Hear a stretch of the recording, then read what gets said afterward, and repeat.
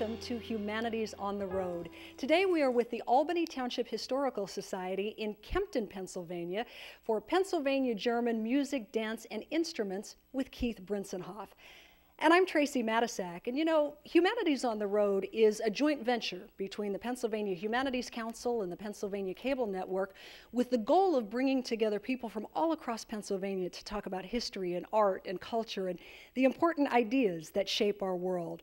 And thanks today to our host, the Albany Township Historical Society, we're able to bring you this wonderful program at this picturesque bank barn where we have got an absolutely fabulous view of the rolling hills and some of the highest peaks in Berks County. And it's a rustic setting like this that really takes us back to early Albany Township and the strong Pennsylvania German roots and farming traditions here. You know, Albany Township was established in the mid-1700s by settlers from the German Palatinate, Switzerland. There are 6 villages in the township, and one of them, Trexler, remains today on the National Register of Historic Districts because it still looks very much like it looked more than a century ago. And of course, the Albany Township Historical Society is devoted to preserving that past, to keep this place untouched by modern hands, if you will, so that even today we can enjoy the incredible natural beauty of this place, the streams, the hills, the valleys, the homestead farms, and the historic villages. And joining us today is Andy Brett. He's going to tell us a little bit more about the society. And Andy, I'm just wondering, why is it so important to you to be part of the Historical Society here in Albany Township? Well, Tracy, growing up here and living in Albany Township, one gets a sense of honoring and preserving our local history. And that comes from our residents, and that permeates into the mission of the Albany Township Historical Society. That passion for history, coupled with a can-do attitude and spirit, fires our volunteers up to take care of business and to preserve history and educate our youth so that they feel the same passion that our members do. And that passion has been able to have the Historical Society have major publications, put on major events, and also purchase a 1917 grain mill and turn it into a museum to preserve history and preserve our artifacts for generations to come. Tracy? Thank you, Andy. Well, let me tell you a little bit about our speaker today. Keith Brintzenhofe is, of course, a Commonwealth speaker with the Pennsylvania Humanities Council. He's a teacher by profession, but he is an expert in Pennsylvania German language, music, dance, and folklore. He is the founder of the Kutztown Folk Society. He has studied the auto harp as well as the mountain dulcimer with some of the finest musicians in the world. And he leads the band Toad Creek Ramblers. They have performed all throughout the country and in Germany as well.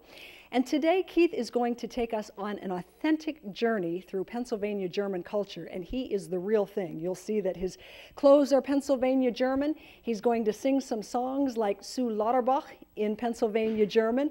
We're going to learn about the role of instruments like the mountain dulcimer and the auto harp in Pennsylvania German culture, and we're going to have a chance to see some fancy footwork. He's going to show us what jigging is all about. They do it at hoedowns. We'll see how that looks.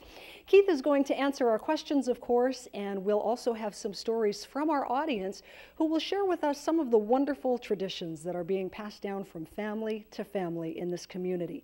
So with all that said, what do you say you join me in welcoming Keith Brintzenhofe?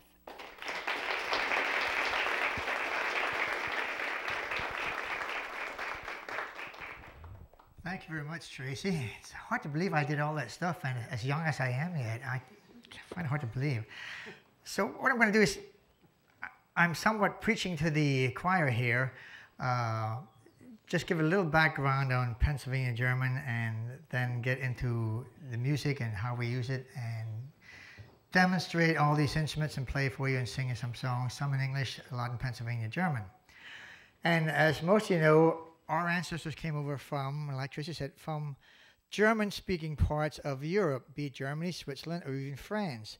And the biggest percentage came from a region called the Pfalz, or the Palatinate, which is along the Rhine River near France and Luxembourg.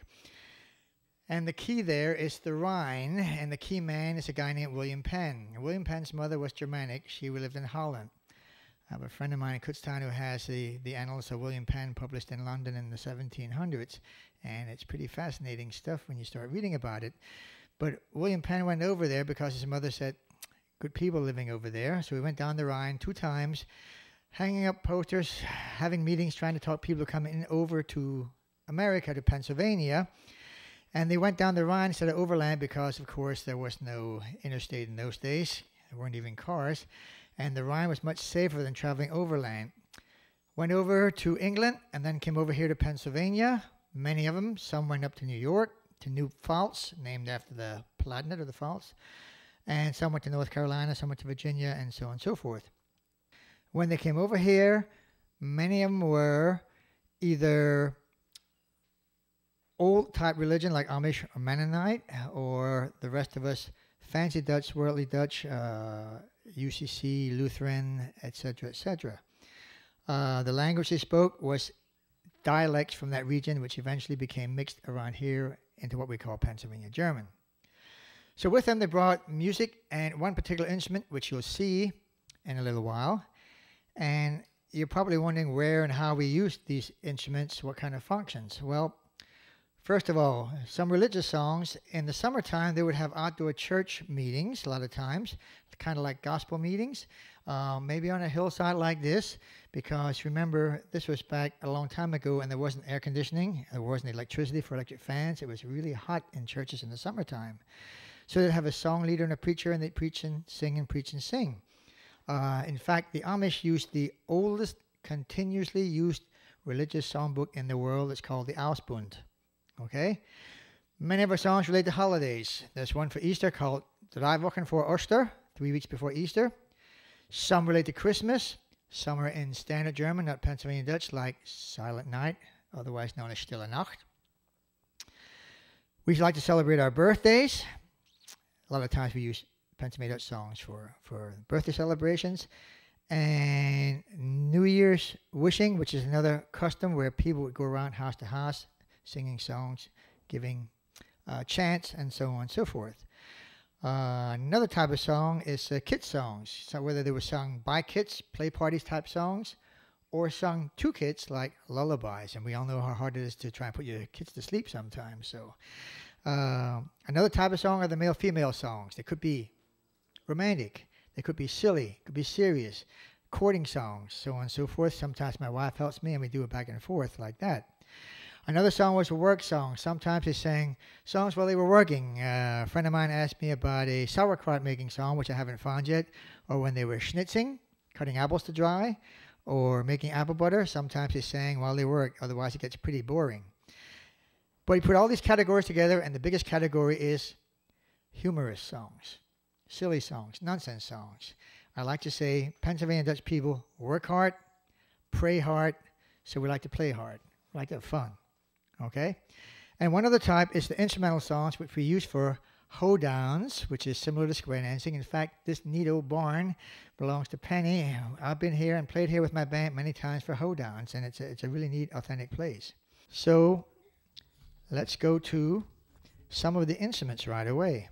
I'm going to start out with some of my favorite ones. They're called novelty instruments. I'm sure some people recognize this thing. What do you call these things? Spoons, right. Yeah, spoons are popular with starving artists. Okay, so you can use regular soup spoons. The big old-fashioned silver-plated ones are the best. Most people buy these kind. They call it Cheetah Spoons. And the way they work, you just hit them against something. And then you go back and forth. And then you learn little tricks like drag them across your fingers. Curl your fingers underneath.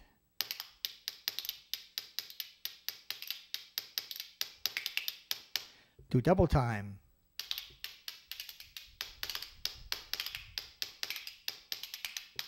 Put them all together.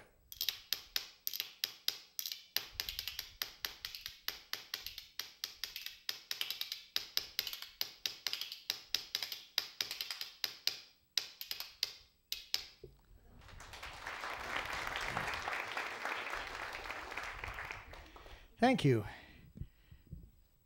Here's another one you all know. kazoo. This became much more popular when it was featured in that old movie about 30, 40 years ago. Remember that old movie? What's Kazoo Pussycat? No? Okay.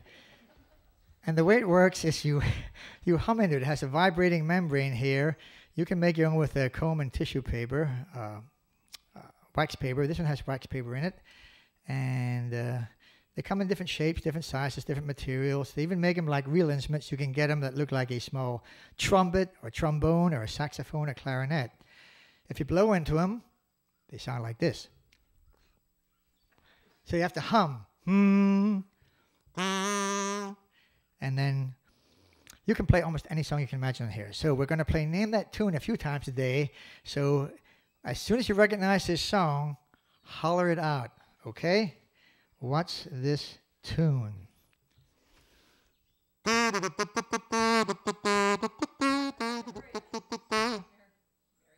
Mary Had a Little Lamb, right.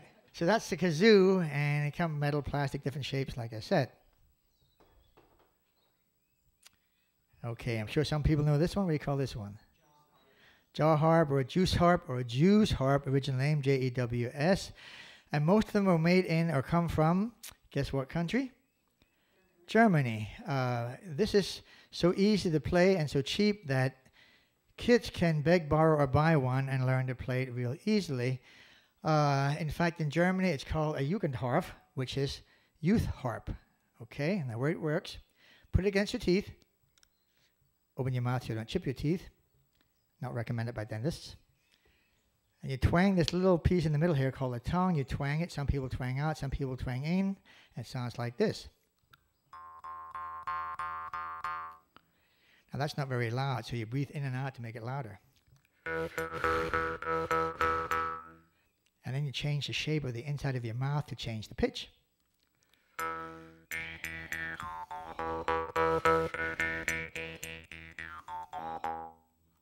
Okay, we're going to play Name That Tune again.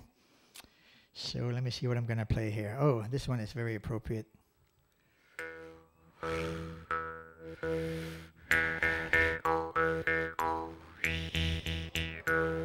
Oh, MacDonald, this is a sharp group. I am so impressed. Wow. So that's the Jews harp or jaw harp, if you want to be politically correct, and so on and so forth. But, you know, a lot of Jewish people and a lot of Germans came from the same place, which obviously was Germany. So the Jugendharp or youth harp. Which brings me to my favorite novelty instrument. It's the weirdest instrument I know of. And people who know me, some of whom are here today, know I like strange, interesting, unusual, weird things. And every time my wife is with me, when I say that, she gets very nervous, and I don't understand why. So, does anybody know what you call this thing? A nose flute. Anybody know the technical name for it? Technical name for it is a humanitone. Okay? So, common name is the nose flute. The way it works, you inhale through the big hole with your mouth. You exhale through the slot there with your nose, and believe it or not, you actually whistle with your nose. Unless you're laughing or have a cold. So this is a serious musical instrument.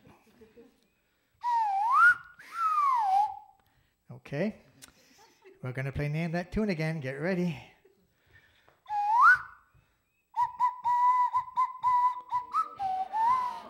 Jingle Bells! Wow, and there wasn't even any snow around, and you knew that one. Okay. Jingle Bells on the nose flute. Now, pay close attention. We're going to be tested on this later on, okay? Okay, so those are the novelty instruments. There's others too, but we have a time crunch here, so we'll go on to another one which most of you know.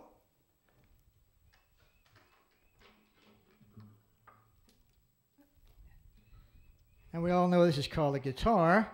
The guitar is basically a Spanish instrument, but the Spanish guitar today called an Allen guitar, an Allen string guitar. It's different, a little different shape, different size, different construction. This full-size steel string guitar was invented